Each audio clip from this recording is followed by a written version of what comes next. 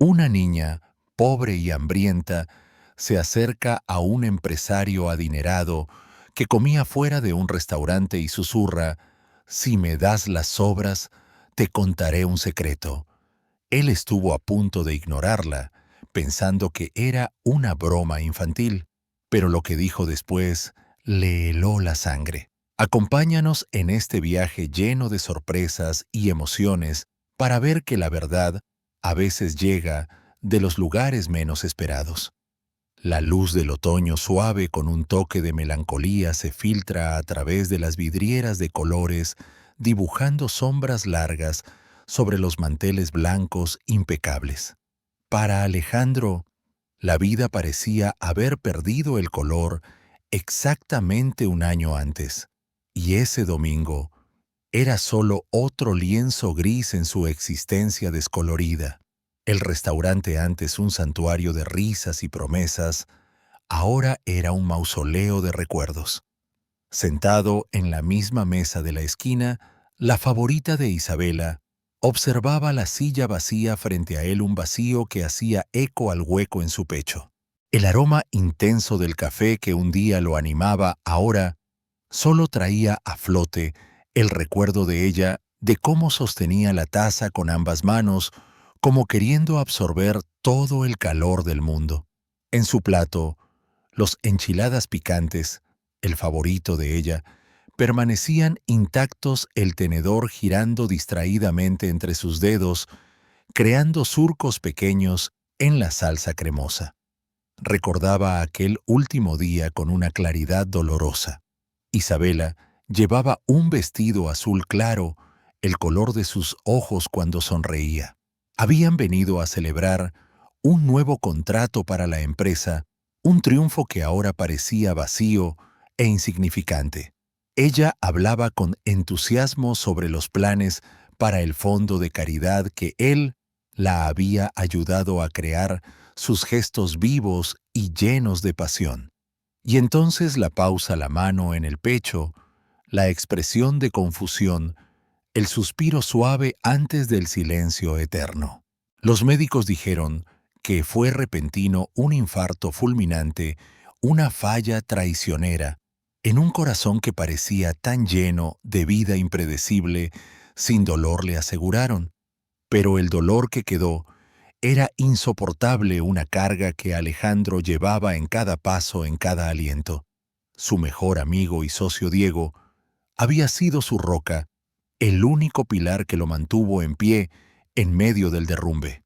Diego organizó todo, lidió con la burocracia, lo protegió de la curiosidad de la prensa. Diego estuvo allí cada día con un hombro amigo y palabras de consuelo. Un movimiento sutil a su derecha rompió el hechizo de su melancolía.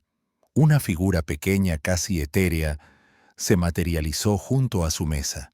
Era una niña quizás de 6 o 7 años, con ojos grandes y asustados que parecían contener la sabiduría de toda una vida de dificultades. Su ropa estaba raída y un rasgón en la rodilla de su pantalón revelaba la piel sucia de tierra. Miraba, no con la impertinencia de una niña pidiendo dulces, sino con una seriedad solemne que lo desarmó.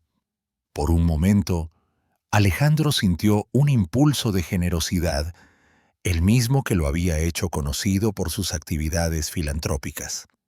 Iba a llamar al mesero, pedir una comida completa para ella, pero antes de que pudiera formular las palabras, la niña se acercó. Un paso, su voz, un susurro frágil, casi inaudible, en medio del murmullo del restaurante. «Señor», dijo, sus ojos fijos en los enchiladas apetitosos, «si me da lo que sobró de su comida, le cuento un secreto sobre la hermana bonita que solía sentarse con usted aquí». La sangre de Alejandro se heló. No era una petición común. La especificidad de la frase, «la hermana bonita que solía sentarse con usted aquí», lo golpeó como un puñetazo. ¿Cómo podía saber esa niña que él venía aquí con alguien? ¿Cómo podía asociarlo a esa silla vacía? La intriga se superpuso a su dolor. Miró el plato intacto, luego los ojos hambrientos y expectantes de la niña. Algo en su postura, una urgencia contenida lo impulsó. Asintió lentamente con la cabeza, un gesto casi imperceptible. La niña se inclinó sobre la mesa, el olor a polvo y calle mezclándose con el aroma del café. Su aliento cálido rozó su oreja mientras susurraba las palabras que harían añicos su mundo, transformando el dolor del luto en un terror inimaginable.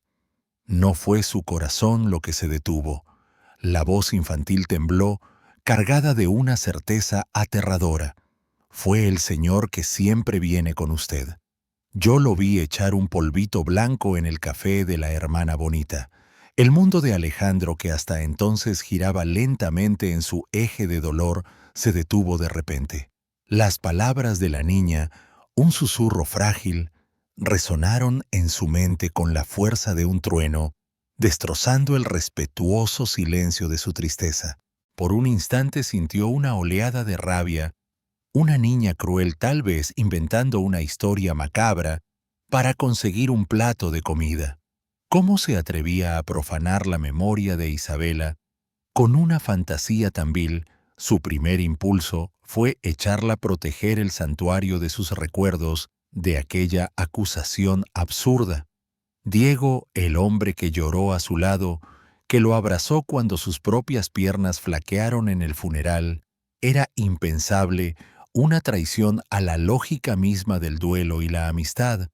Abrió la boca para reprenderla, para decir que aquello era una mentira terrible, pero los ojos de la niña lo detuvieron. Había en ellos un miedo genuino, pero también una convicción inquebrantable. Pareció sentir su incredulidad, la muralla de negación que él erigía apresuradamente en su mente. Antes de que pudiera hablar, ella añadió con la voz aún más baja, como si compartiera secretos prohibidos. La hermana bonita llevaba un vestido azul, dijo, azul claro como el cielo antes de la lluvia, y olía a flores de azucena. Alejandro contuvo la respiración. El vestido recordaba la tela ligera, como el color realzaba el brillo de los ojos de Isabela, y el perfume, la azucena, era su favorito. Eran detalles íntimos, fragmentos de un día que solo él y ella habían compartido. La niña continuó. Su memoria un archivo preciso y doloroso. Pidió ese café con espuma y un chorrito de sirope de miel. El señor del bigote siempre lo traía y empezó a sentirse mal cuando la campana grande de la iglesia sonó 3 veces y luego una más. 3:30. La hora exacta. Alejandro sintió un escalofrío recorrerle la espina dorsal. Había olvidado por completo el detalle del sirope de miel en el macchiato de Isabela, un pequeño capricho que a ella le encantaba. ¿Cómo podía saber todo eso aquella niña, una extraña venida de las calles? Eran piezas de un rompecabezas que no encajaban en ninguna narrativa que no fuera la suya. La rabia dio paso a una confusión helada, una semilla de duda que brotaba en el fértil suelo del dolor y la vulnerabilidad. Miró el rostro pequeño y serio de la niña y por primera vez no vio a una oportunista, sino a una mensajera de una verdad terrible. Con una voz temblorosa llamó al mesero y pidió que empacara los enchiladas y añadiera un jugo y un postre. «Para mi pequeña amiga», dijo con la voz ronca. Se volvió hacia la niña. «¿Cómo te llamas?», preguntó suavemente. Ella dudó, sus grandes ojos parpadeando. «Sofía», susurró finalmente. «¿Dónde vives, Sofía?». Ella solo hizo un gesto vago en dirección a la bulliciosa avenida. Por allá, Alejandro comprendió que no tenía hogar, que su existencia era tan precaria como la verdad que cargaba. Le entregó el paquete caliente. «Gracias, Sofía», dijo él. «Esto es muy importante». Sus dedos Se tocaron brevemente y sintió la piel fría de la mano de ella. Mientras se alejaba aferrando la comida como un tesoro, Alejandro sintió que su mundo se inclinaba peligrosamente. El dolor familiar del luto estaba siendo reemplazado por algo nuevo y afilado: el miedo a que su dolor no hubiera sido obra del azar, sino de una traición calculada. Su celular vibró sobre la mesa, arrancándolo de sus pensamientos. El nombre en la pantalla brillaba como una advertencia. «Diego», contestó el corazón martilleando contra sus costillas. «Alejandro, amigo, soy yo. Solo llamo para ver cómo estás». «Suenas distante. ¿Está todo bien?». La voz de Diego, tan familiar y reconfortante durante meses, sonó como un ruido extraño y disonante a través del teléfono. Cada palabra de preocupación parecía ahora revestida de una capa de falsedad que Alejandro ya no podía ignorar. «Estoy bien, Diego, solo un día difícil, ya sabes», logró responder, forzando un tono de cansancio que no era del todo fingido, aunque la causa fuera otra. Se sentía como si estuviera actuando en una obra de teatro, una farsa cruel en la que él era el único que no conocía el guión. «Claro, amigo, entiendo. Recuerda, estoy aquí para lo que necesites. No dudes en llamarme a cualquier hora. Quizás podríamos cenar esta semana para despejarnos un poco». La invitación que antes habría sido un bálsamo ahora sonaba como una trampa. Cenar con el hombre que tal vez no podía completar el pensamiento. Era demasiado monstruoso. «Veré, Diego». «Te llamo», dijo Alejandro con la garganta apretada, terminando la llamada antes de que su voz lo traicionara por completo. Dejó caer el celular sobre la mesa como si el aparato le quemara la mano. Solo de nuevo, el silencio del restaurante lo engulló. La duda plantada por Sofía florecía en su pecho como una hierba mala y venenosa, asfixiando todas sus certezas. Intentó racionalizar.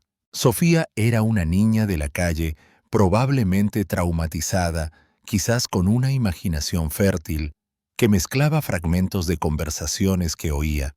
Pero los detalles, el vestido azul claro, el macchiato con sirope de miel, la hora exacta, eran hechos que solo alguien que estuvo allí podría saber. Cerró los ojos intentando recordar aquel día, hurgando en cada rincón de su memoria. Diego no estaba allí. Estaba seguro lo habría visto o no. Su dolor era una niebla densa que lo oscurecía todo. Quizás Diego estaba en otra mesa, quizás llegó y se fue sin que él se diera cuenta. Pero si hubiera estado, ¿por qué nunca lo mencionó? ¿Por qué permitir que Alejandro creyera que estaba solo en aquel momento fatídico, cuando su mejor amigo podría haber estado a pocos metros de distancia? La omisión era lo que gritaba. Una alarma silenciosa, en su mente una necesidad urgente de actuar se apoderó de él, una claridad fría que cortó a través de la niebla del luto. Necesitaba una prueba, un punto de partida, algo concreto, a lo que aferrarse en medio del vértigo de sus sospechas. Se levantó dejando el dinero sobre la mesa y caminó con paso firme hacia el mostrador del gerente. Marco, el gerente de El Sol Dorado, desde hace más de una década, lo saludó con una sonrisa triste y respetuosa. «Señor Rivera, lamento su pérdida. Es bueno, aunque en circunstancias tristes, verlo de nuevo». Alejandro forzó una sonrisa. «Marco, gracias. Necesito un pequeño favor. Estoy organizando unos papeles viejos y necesito verificar un gasto. ¿Tendrías los registros de reservas del 1 de octubre del año pasado?» La excusa era frágil pero plausible. Marco frunció el ceño pensativo. «Es una petición inusual, señor. Pero para usted, por supuesto, voy a verificar en nuestro sistema antiguo un momento». El tiempo pareció estirarse mientras Marco tecleaba en una computadora vieja en la parte trasera de la oficina. Cada clic del teclado era un latido en su ya acelerado corazón. Alejandro miraba fijamente la pantalla, intentando descifrar las líneas de texto que aparecían, y entonces Marco giró la pantalla hacia él. «Aquí está, señor, el registro del día. Su reserva para 2 a las 2 de la tarde». Alejandro recorrió la lista con los ojos. El nombre de Diego no estaba allí. Un alivio momentáneo lo invadió, pero fue rápidamente aplastado por un pensamiento siguiente. «Y si no tenía reserva», dijo con la voz controlada, «podrías verificar la lista de pagos con tarjeta de crédito de ese día. Tal vez un almuerzo de negocios que olvidé registrar». Marco, siempre servicial, accedió a otro archivo. La lista apareció en orden cronológico. Alejandro bajó la vista por ella, el nombre de proveedores de otros clientes, y entonces lo vio a las 15:47 después de que la ambulancia se llevara a Isabel a un pago. El nombre en la tarjeta era inequívoco: Diego Morales. Estuvo allí y nunca dijo una palabra.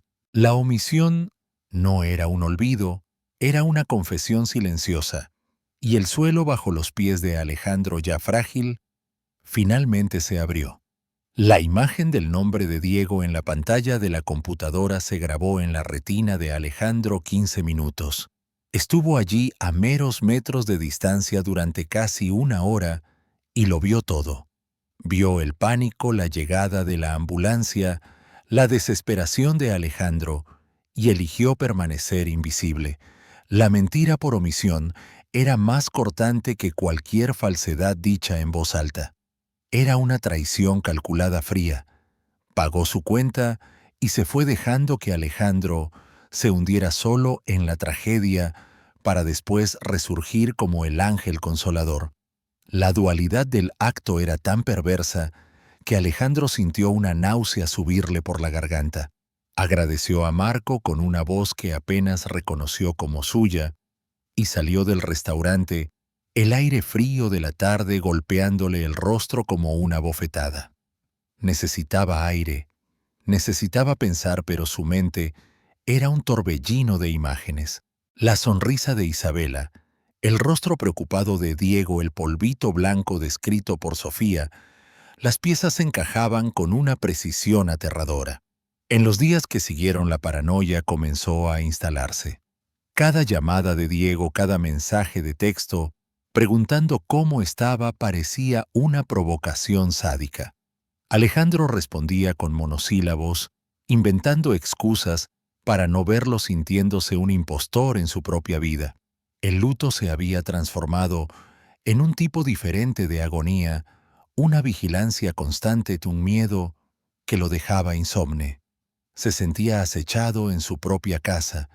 Para el mundo, él era el joven empresario adinerado, sumido en una tristeza digna, pero por dentro era un hombre atormentado, intentando desesperadamente discernir la verdad de la locura. Estaba perdiendo el juicio. Estaba el dolor llevándolo a construir castillos de sospechas sobre la palabra de una niña hambrienta. Necesitaba más. Necesitaba algo que no pudiera ser refutado. Su búsqueda lo llevó de vuelta a Sofía. Pasó 2 días enteros recorriendo las calles alrededor de El Sol Dorado, el corazón encogido con cada niño que veía, temiendo haberla imaginado. Finalmente, al atardecer del segundo día, la encontró sentada en el escalón de una biblioteca cerrada, dibujando en un trozo de cartón con un pedazo de carbón. Ella levantó la vista cuando él se acercó, no con miedo, sino con un reconocimiento silencioso.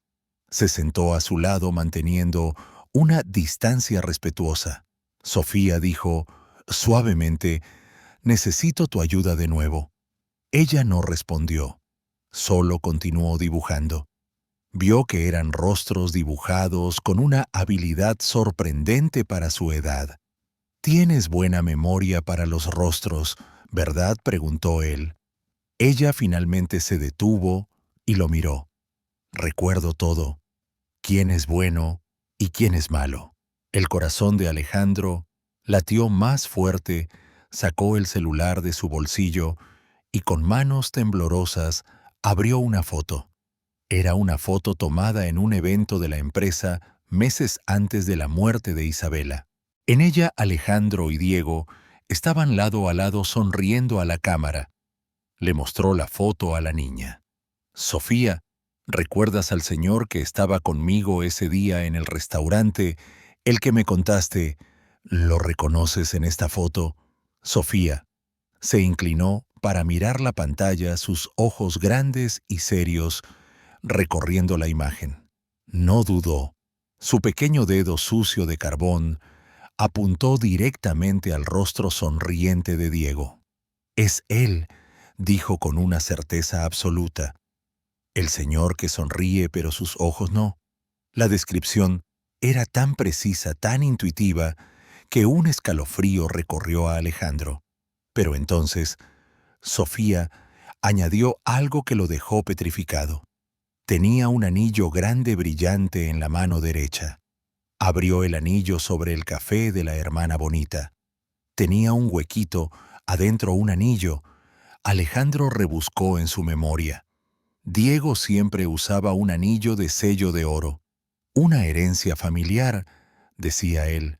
Un anillo grande, vistoso, pero un anillo con un compartimento secreto. Parecía algo sacado de una película de espías. Parecía una fantasía. «Sofía, ¿estás insegura? ¿Un anillo que se abre?», insistió intentando mantener la calma. Como respuesta, Sofía tomó su trozo de cartón, le dio la vuelta y con trazos rápidos y precisos comenzó a dibujar. No era un garabato infantil, era un boceto detallado, aterradoramente exacto de una mano masculina usando un anillo de sello. Y en el dibujo, la parte superior del anillo estaba articulada ligeramente abierta, revelando una pequeña cavidad. Era el anillo de Diego. Y la imagen de ese anillo abierto sobre la taza de Isabela era la pieza que transformaba una sospecha terrible en una posibilidad horripilante. El dibujo de Sofía no era solo una prueba, era una sentencia. La precisión de los detalles, la memoria visual de la niña, trascendía cualquier explicación lógica que no fuera la verdad.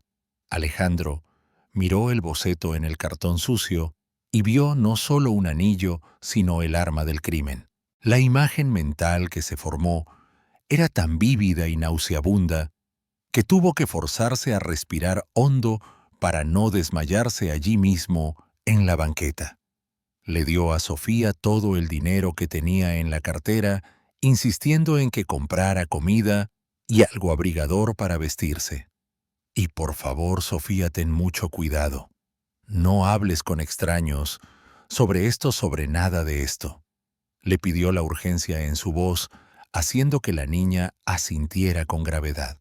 Verla desaparecer entre la multitud, con su tesoro de cartón en las manos, despertó en Alejandro un sentido de responsabilidad abrumador. Aquella niña no era solo una testigo, era un blanco, y él, ahora, era su único protector. De vuelta en su apartamento, que más parecía una fortaleza de vidrio y acero, con vistas a la ciudad, Alejandro se sentía más aprisionado que nunca. La verdad era una jaula y él estaba atrapado dentro de ella con un monstruo al que antes llamaba amigo. ¿Cómo confrontar a Diego? «Mi mejor amigo, asesinaste a mi esposa con un anillo de veneno para poder consolarme después». La acusación era tan demencial que él mismo dudaría de su cordura. Necesitaba más que el testimonio de una niña y una transacción de tarjeta de crédito. Necesitaba algo irrefutable, algo que la policía no pudiera descartar como el delirio de un hombre en duelo. Las cámaras de seguridad. La solución pareció tan obvia que se maldijo por no haber pensado en ello antes. El Sol Dorado era un establecimiento sofisticado. Ciertamente tendría un sistema de vigilancia robusto. Al día siguiente, regresó al restaurante esta vez con una excusa más elaborada. Le contó a Marco, el gerente, una historia sobre haber perdido un gemelo de gran valor sentimental, un regalo de Isabela, y que creía haberlo perdido durante aquel último almuerzo. Sé que es una posibilidad remota, Marco, pero significaría todo para mí si pudiéramos revisar las grabaciones de ese día solo del área de nuestro salón. Marco, como siempre, se mostró comprensivo con su dolor. Claro, señor Rivera, haré lo que pueda. Nuestro sistema almacena las grabaciones por 18 meses. Le pediré a nuestro técnico de sistemas que recupere los archivos de esa fecha. La esperanza brilló en Alejandro por primera vez en días. Allí estaría la prueba, la imagen de Diego acercándose a la mesa, el gesto sutil, el anillo todo estaría allí en alta definición. La espera por las grabaciones fue una tortura. Alejandro pasó 2 días saltando con cada llamada, con cada notificación de correo.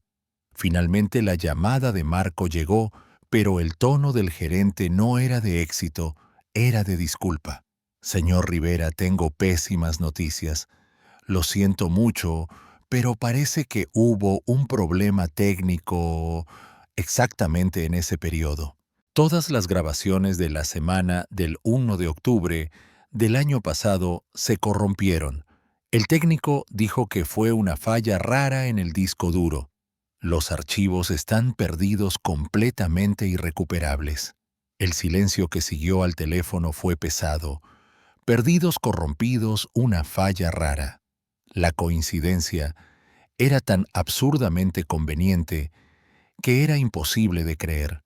Una semana entera de grabaciones desaparecida, justamente la semana que él necesitaba. Alejandro sintió que el suelo desaparecía bajo sus pies una vez más. No era mala suerte, era sabotaje. ¿Y quién más sabría de la existencia y las fallas del sistema de seguridad de un restaurante sino un cliente extremadamente frecuente? Diego conocía el Sol Dorado tan bien como él. Conocía los puntos ciegos, sabía a quién sobornar, sabía cómo borrar sus huellas. La desaparición de las cintas no era la pérdida de una prueba, era la confirmación de un plan meticuloso, ejecutado con una frialdad que le helaba el alma. La paranoia que antes era un susurro, ahora gritaba en su mente. No estaba solo lidiando con un asesino, estaba lidiando con un fantasma, alguien que podía manipular la realidad, borrar el pasado y esconderse a plena vista. Y lo peor de todo era que ese fantasma tenía la llave de su empresa, de su casa y hasta ese momento de su confianza más profunda. La batalla no sería por pruebas físicas, sería una guerra de nervios. La revelación del sabotaje de las cámaras de seguridad encendió en Alejandro un nuevo tipo de fuego. La pasividad del luto dio paso a una determinación fría y cortante. Si no podía probar lo que Diego hizo, quizás podría probar lo que usó para hacerlo, el polvito blanco. Las palabras de Sofía resonaban en su mente. ¿Sería posible que un año después todavía quedara algún vestigio? Era una esperanza remota, casi desesperada, pero era todo lo que tenía. Comenzó su investigación silenciosa en las pertenencias de Isabela, que había mantenido intactas en un cuarto de huéspedes, un santuario de su memoria, que ahora necesitaba profanar en busca de la verdad. Con guantes de látex, empezó a examinar meticulosamente la ropa que ella había usado ese día, el vestido azul claro, el abrigo ligero o nada. Revolvió su bolso, un objeto que apenas podía tocar sin ser inundado por una ola de dolor. Dentro encontró su lápiz labial, su cartera, un libro de bolsillo. En el fondo, en un pequeño bolsillo lateral, sus dedos encontraron algo pequeño y duro. Era la taza de café, no la del restaurante, sino una pequeña taza de porcelana que ella había comprado esa misma mañana en un mercado de antigüedades. La llevaba en el bolso envuelta en un pañuelo, emocionada por mostrársela. El recuerdo lo golpeó con fuerza. Isabela nunca tuvo la oportunidad de beber de esa taza del restaurante. En medio de la conversación, entusiasmada con su nueva adquisición, transfirió el macchiato a su propia taza, admirando cómo la espuma blanca contrastaba con la porcelana antigua. El detalle, antes insignificante, ahora era monumental. La taza del crimen no estaba en el sol dorado, estaba allí en sus manos. Con un cuidado quirúrgico, colocó la taza en una bolsa de evidencias improvisada y, usando contactos que su riqueza le permitía, la envió para un análisis forense discreto en un laboratorio privado, alegando que era para una prueba de contaminación ambiental en un artículo familiar. Mientras esperaba los resultados, la presión de Diego aumentaba. Llamaba con más frecuencia su voz, siempre cargada de una preocupación que ahora a Alejandro le sonaba como la de un carcelero revisando su celda. «Amigo, no te ves bien. La gente en la empresa está comentando, estás pálido, distraído. Quizás sea hora de que te tomes unas vacaciones más largas, que me dejes encargarme de las cosas por un tiempo». La sugerencia estaba cubierta de un falso altruismo, pero la intención era clara: alejarlo, aislarlo, asumir el control. Alejandro sentía que las paredes se cerraban, que la telaraña de Diego se apretaba a su alrededor. Su única fuente de claridad era Sofía. La encontraba cada 2 días en el mismo lugar, llevándole comida, ropa abrigadora y, lo más importante, conversando. Descubrió que era increíblemente inteligente, observadora, y que cargaba una tristeza antigua en sus ojos. Hablaba poco de su pasado, solo que su mamá se había ido a las estrellas. Un día, mientras comía una tortilla que él le había llevado, se tensó de repente. «Hay unos hombres malos mirándome», susurró sin mover la cabeza. «Me dijeron que no inventara historias, que olvidara cosas que no entiendo». El corazón de Alejandro se desplomó. La habían encontrado. Diego, o quienquiera que estuviera trabajando con él, sabía de la existencia de la testigo. La amenaza ya no era solo contra él, era directa, explícita, contra una niña indefensa. La paranoia de Alejandro se transformó en un feroz miedo protector. No podía dejarla más en las calles. Esa misma noche, la convenció de ir con él, llevándola a un pequeño departamento de seguridad que mantenía para emergencias, un lugar que ni Diego conocía. Mientras la instalaba en la habitación de huéspedes, el teléfono de Alejandro sonó. Era el laboratorio. Los resultados estaban listos. Con Sofía durmiendo a salvo en el cuarto de al lado, abrió el correo electrónico, las manos sudando. El informe era complejo, lleno de términos químicos, pero la conclusión era cristalina. Se encontraron trazas microscópicas de un alcaloide raro derivado de una planta exótica, una sustancia que en dosis concentradas inducía a una arritmia cardíaca severa, imitando perfectamente los síntomas de un infarto fulminante, y su característica más notable: se descomponía casi por completo en el organismo en menos de 12 horas, no dejando rastros en una autopsia estándar. La verdad ya no era una sospecha, era ciencia. La confirmación científica fue como una roca sólida en medio del mar de incertidumbres de Alejandro. Ahora tenía la prueba del veneno, el arma invisible. La palabra de Sofía ya no era la fantasía de una niña, era un testimonio corroborado por datos forenses. La imagen de Diego, el amigo, el confidente, se desmoronó por completo, reemplazada por la de un depredador calculador y paciente. El luto por su esposa ahora se mezclaba con una nueva forma de dolor, el luto por la amistad que él creía la más sólida de su vida. Cada recuerdo compartido, cada risa, cada momento de apoyo, estaba ahora manchado, reescrito bajo la luz siniestra de la traición. La generosidad genuina de Alejandro, su tendencia a confiar ciegamente, había sido el arma usada en su contra. Se sentía un tonto ingenuo ciego. Mientras Alejandro procesaba esta nueva y terrible realidad, Diego hizo su movimiento más audaz. Convocó una reunión de emergencia con el consejo de la empresa de la cual Alejandro era el accionista mayoritario. Alejandro, sintiendo la trampa, asistió. En la fría e impersonal sala de juntas, rodeado de rostros que antes le eran familiares y amigables, se sintió como un acusado en su propio juicio. Diego, con una expresión de profunda tristeza y preocupación, tomó la palabra. Habló sobre el frágil estado emocional de Alejandro, su incapacidad para tomar decisiones importantes, su preocupante distanciamiento de los negocios desde la muerte de Isabela.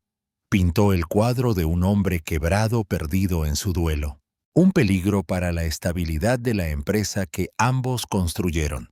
Es con el corazón apesadumbrado, dijo Diego, mirando a cada miembro del consejo, que sugiero una licencia médica obligatoria para Alejandro.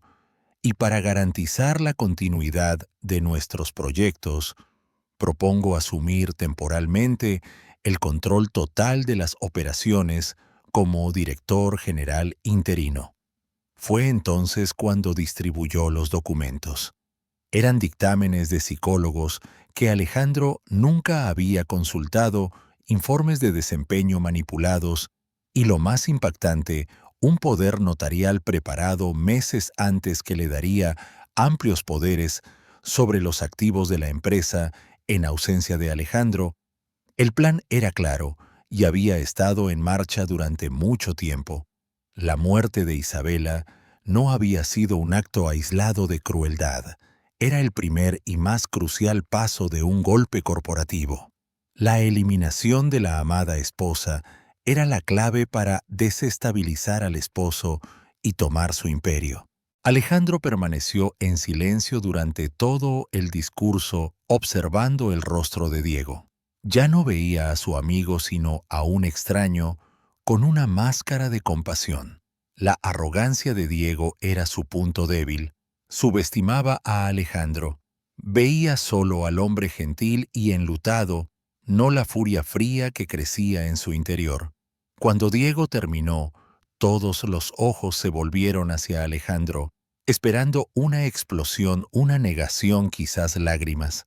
Pero Alejandro solo miró a Diego y dijo con una calma que sorprendió a todos en la sala, incluido a sí mismo: «Preparaste todo esto con mucho cuidado, Diego. Es impresionante. Necesito tiempo para pensar». Se levantó y salió de la sala dejando tras de sí un silencio de estupefacción. La batalla ya no era solo por la memoria de Isabela o la protección de Sofía. Ahora era por su propia supervivencia, por su empresa, por su legado. Esa noche, en el departamento de seguridad, mientras observaba a Sofía dormir un sueño tranquilo que ella no había tenido en mucho tiempo, Alejandro tomó una decisión. Aún no podía ir a la policía. La palabra de una niña de la calle y un informe forense, obtenido de forma privada contra un empresario respetado como Diego, sería su palabra contra la de él, y Diego ya había preparado el terreno para desacreditarlo como mentalmente inestable. Necesitaba algo más grande. Necesitaba entender el por qué a una escala que nadie pudiera ignorar. Contrató a un investigador privado, un ex policía discreto y eficiente llamado Matías, con una única instrucción: investigar a Diego Morales, no sus finanzas, no sus negocios, su vida personal específicamente, sus conexiones sociales con otros empresarios y sus esposas. Tenía un presentimiento terrible, la sospecha de que Isabela no era la primera. Las semanas que siguieron fueron un tenso juego de apariencias.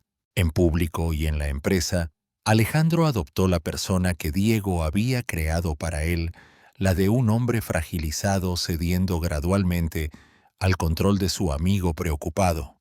Aceptó la licencia, delegó responsabilidades y observó con una furia contenida.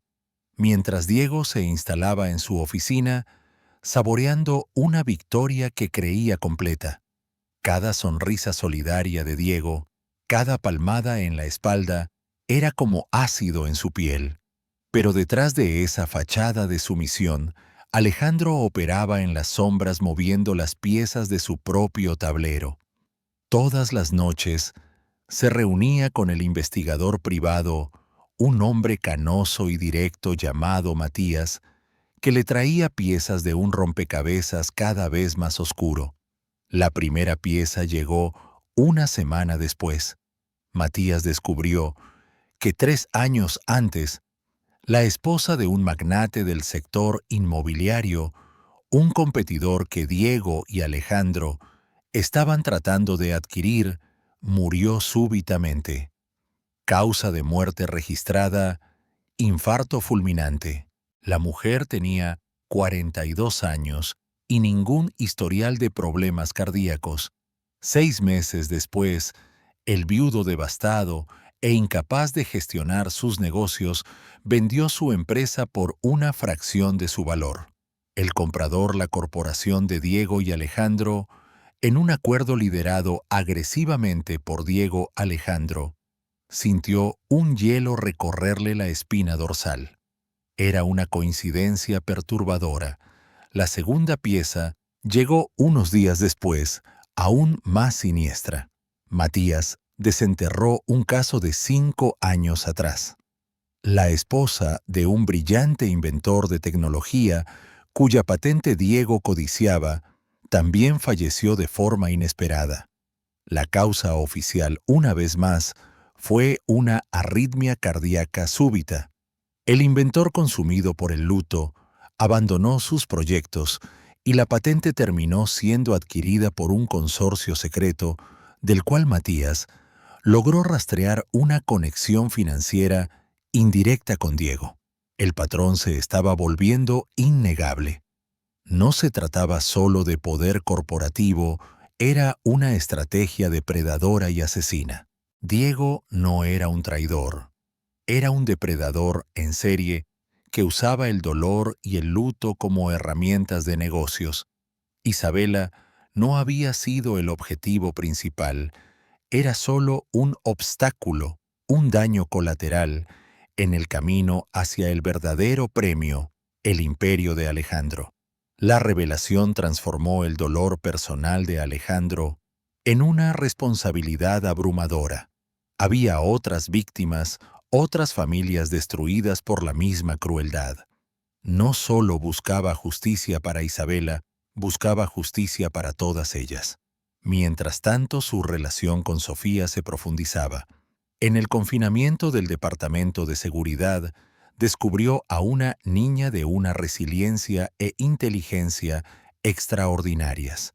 Aprendió a leer con una velocidad impresionante, devorando los libros que él le traía. Hacía preguntas perspicaces sobre el mundo y su sonrisa, cuando aparecía, era como un rayo de sol en medio de la oscuridad de Alejandro. Ella le recordaba el propósito de su lucha. Fue durante una de esas tardes tranquilas que la mayor de todas las revelaciones salió a la luz, no de Matías, sino de la propia Sofía. Alejandro le estaba mostrando fotos antiguas en su tableta, tratando de darle un atisbo de una vida normal. Pasó por una foto de Isabela sonriendo en un día de campo. Sofía miró la foto durante un largo rato. «Se parece a mi mamá», dijo con la voz baja y entrecortada. Alejandro la miró confundido. «¿Tu mamá, Sofía? Me dijiste que se había ido a las estrellas». Sofía asintió con los ojos llorosos. Ella también era una hermana bonita y también se enfermó de repente. Con el corazón en un puño, Alejandro le pidió que describiera a su madre. Mientras Sofía hablaba describiendo a una mujer de cabello oscuro y sonrisa amable que trabajaba como secretaria en una gran empresa, Alejandro sintió que el suelo desaparecía. Le pidió a Matías que cruzara los detalles con el caso del inventor de tecnología. La respuesta llegó en menos de una hora y lo golpeó con la fuerza de un huracán. La esposa del inventor, la mujer que había muerto de arritmia cardíaca súbita 5 años antes. Se llamaba Elena y tenía una hija pequeña que desapareció de los registros tras la muerte de su madre, presumiblemente llevada a un sistema de asistencia social del que finalmente escapó.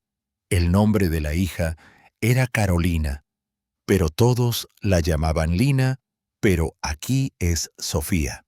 La niña que había salvado no era una testigo aleatoria, era la hija huérfana de otra víctima de Diego, una sobreviviente que por un instinto inexplicable lo había buscado para vengar no solo a Isabela, sino a su propia madre.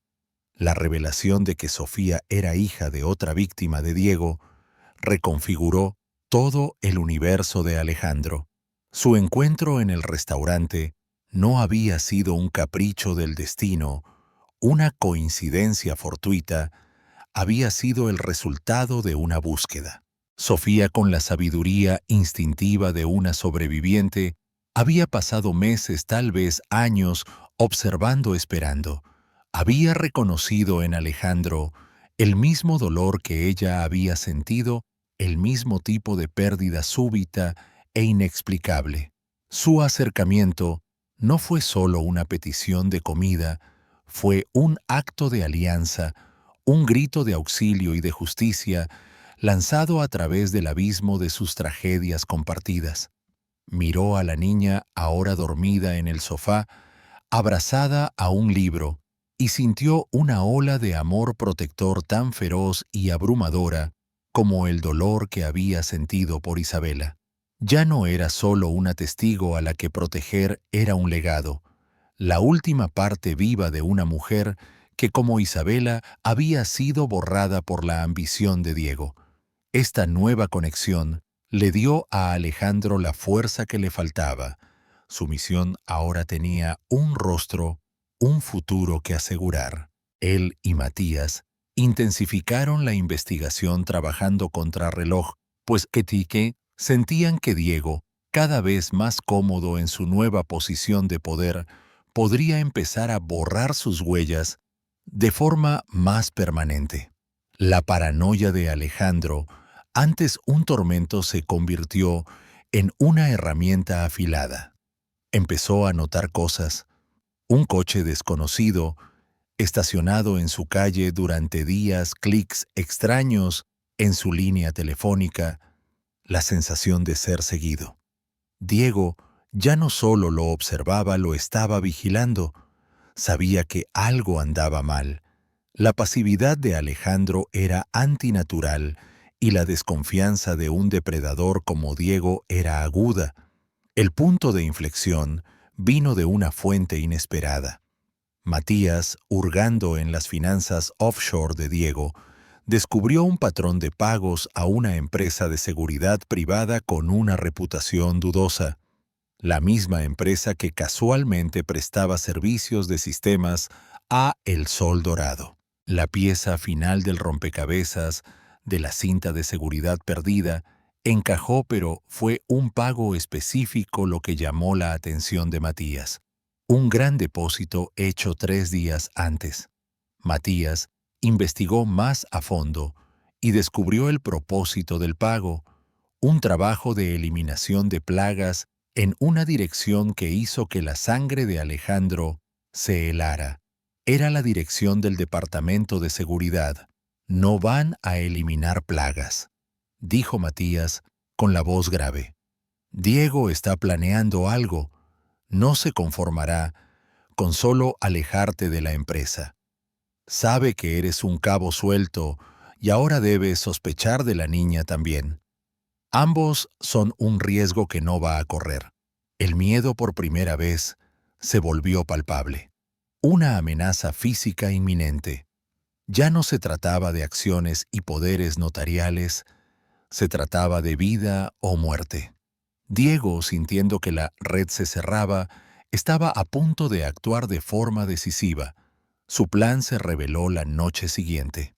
Alejandro había recibido una invitación a una cena de gala benéfica, un evento que él y Isabela siempre apoyaban.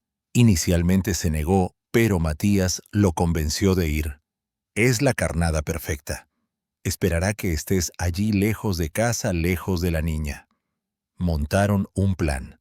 Alejandro iría al evento, pero saldría por una puerta trasera minutos después, sin llegar mientras un doble contratado por Matías permanecería en su lugar garantizando su coartada.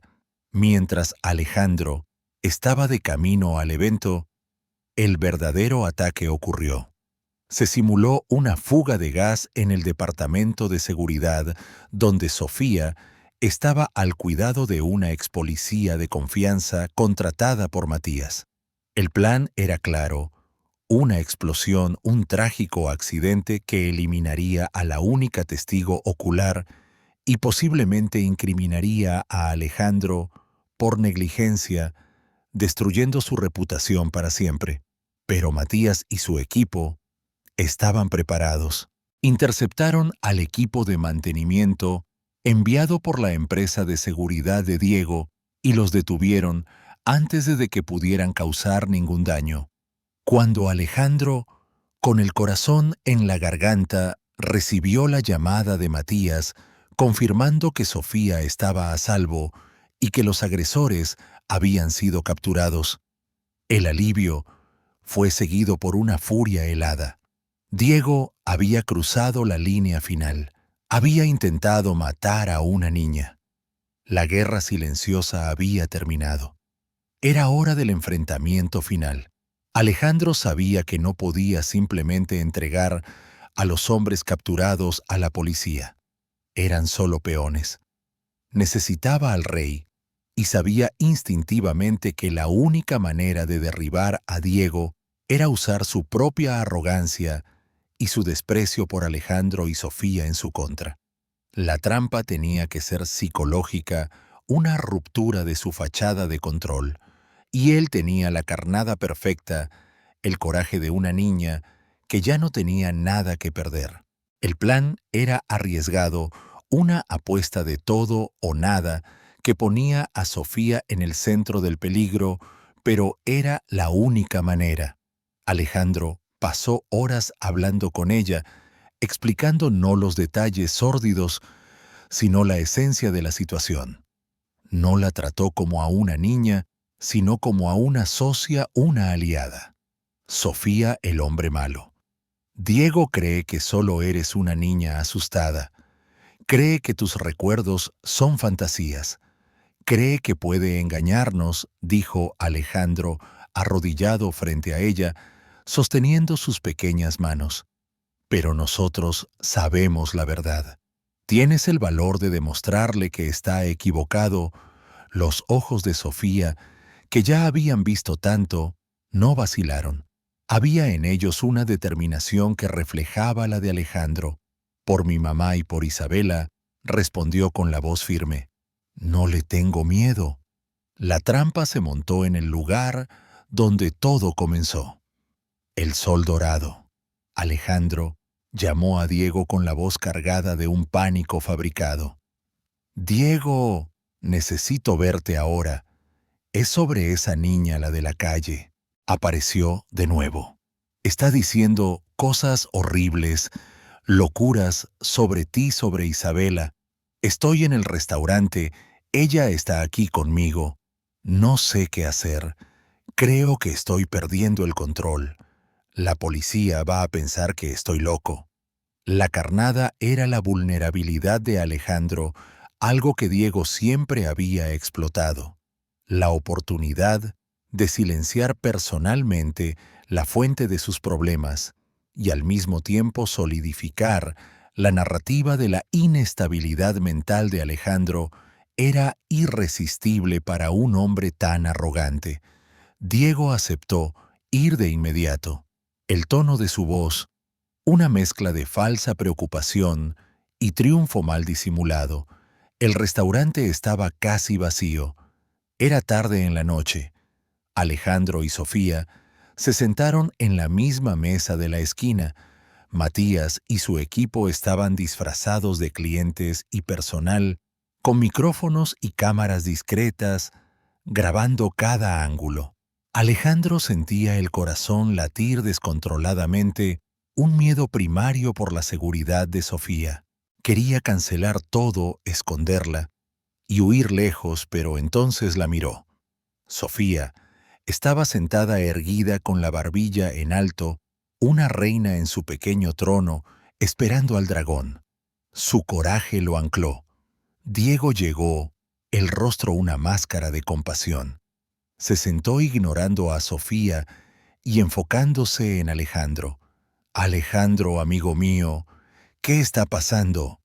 Necesitas calmarte.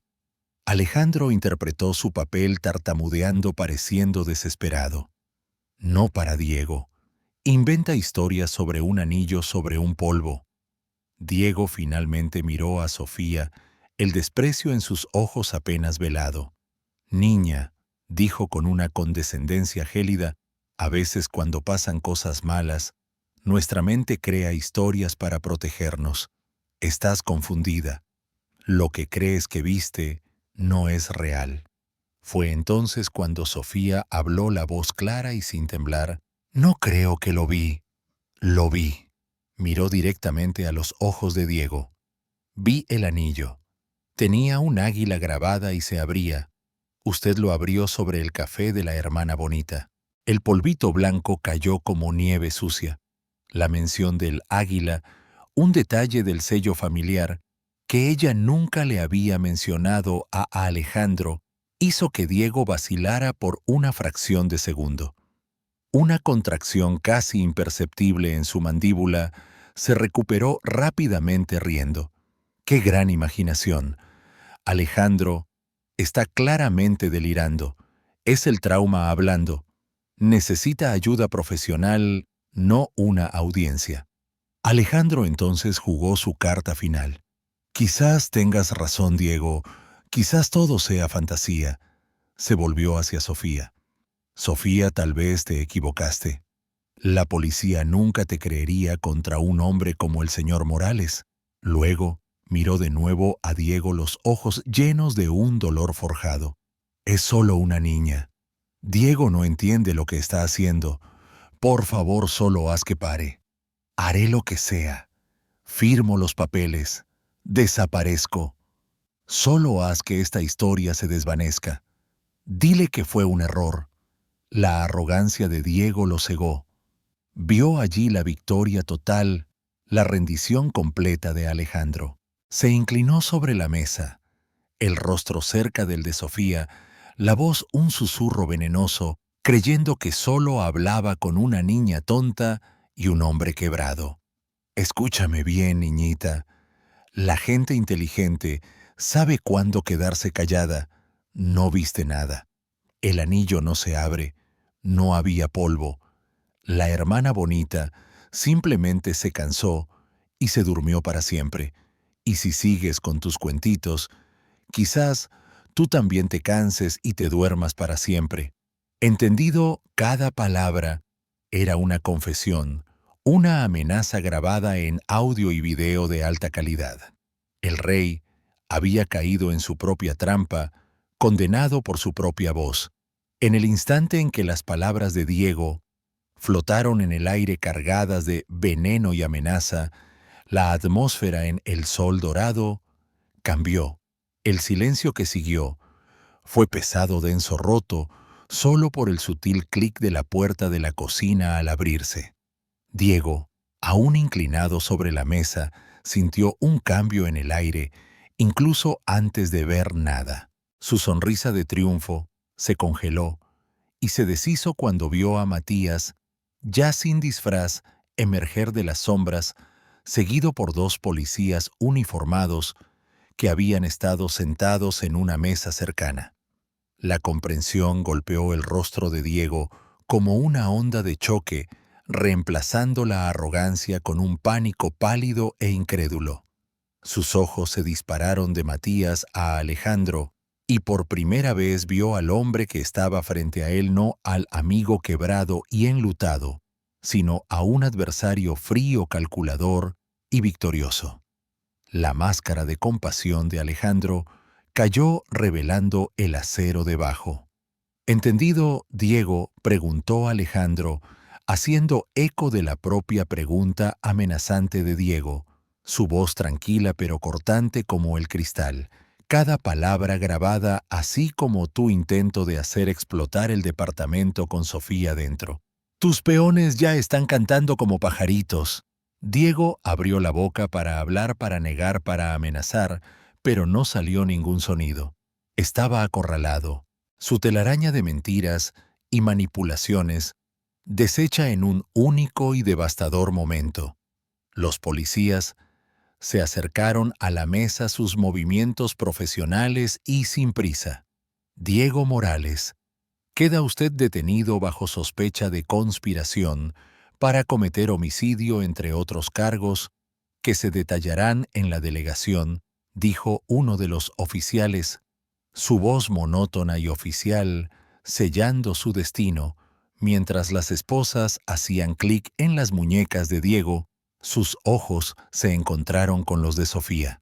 La niña no mostró miedo ni triunfo, simplemente lo miró con una serenidad silenciosa, la fuerza tranquila de un alma que había soportado lo impensable y sobrevivido. En esa mirada, Diego no vio a una niña, sino el rostro de todas sus víctimas, la personificación de la justicia, que creía haber engañado para siempre. Se lo llevaron un hombre despojado de su poder y su fachada, dejando atrás solo el eco de su traición. Tan pronto como la puerta del restaurante se cerró, Alejandro soltó el aliento que no sabía que estaba conteniendo. Se volvió hacia Sofía, el cuerpo temblando por la adrenalina y el abrumador alivio. La envolvió en sus brazos, un abrazo que era tanto para protegerla como para anclarse en ella. Se acabó, Sofía. Se acabó, susurró en su cabello. Fuiste tan valiente, más valiente que nadie que haya conocido. Ella se acurrucó en su pecho y por primera vez desde que la conoció, él la sintió relajarse por completo, el pequeño cuerpo finalmente permitiéndose sentirse seguro. En los días y semanas que siguieron la historia, salió a la luz no como un escándalo mediático, sino a través de los canales legales y discretos que Alejandro y Matías aseguraron. Las pruebas eran abrumadoras. La confesión grabada, el testimonio de los hombres capturados, los informes forenses, las investigaciones de Matías sobre las otras muertes. Otras familias que habían vivido durante años con el dolor de pérdidas inexplicables finalmente recibieron respuestas. La red de engaños de Diego era vasta y sus crímenes más atroces de lo que Alejandro jamás había imaginado. La empresa fue reestructurada, los elementos corruptos eliminados, y Alejandro, aunque todavía llevaba las cicatrices, retomó su lugar no con la ambición de antes, sino con un nuevo sentido de propósito. La batalla más importante, sin embargo, se libraba lejos de los tribunales y las salas de juntas. Era la batalla por el alma de una niña y la reconstrucción de una vida. Alejandro inició el proceso legal, para convertirse en el tutor de Sofía no por obligación ni por lástima, sino por un amor profundo y genuino. Ella era la luz que lo había guiado a través de su más profunda oscuridad. Le había dado una razón para luchar cuando había perdido todas las demás, y él a cambio le daría lo que le habían robado: un hogar, seguridad, educación y, sobre todo, una familia.